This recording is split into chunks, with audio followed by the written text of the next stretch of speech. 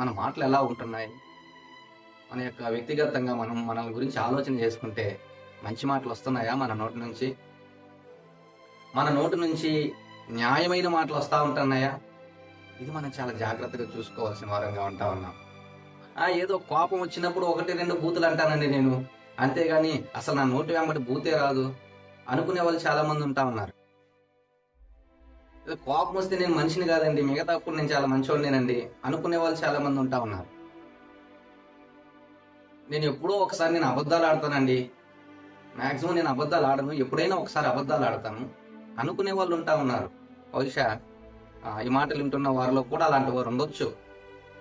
అబద్ధాల విషయంలో, బూతుల విషయంలో, మోసకరమైన మాటలు మాట్లాడే విషయంలో, దుర్భాషలాడే విషయంలో, అగౌరవంగా మాట్లాడే విషయంలో, నిందించే విషయంలో, దూషించే విషయంలో, హేళన చేసే విషయంలో చాలా మంది ఎగతాళి చేయడం వాళ్ళకి అలవాటు.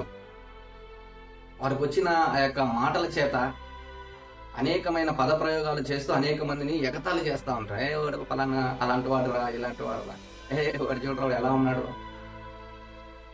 ఎగతాళికరమైన మాటలు, సరసమైన మాటలు. మనం ఎలా ఉంటా ఉన్నాం? దేవుడు అంటా ఉన్నాడు, మీరు మాటలలో మాదిరికరంగా ఉండండి.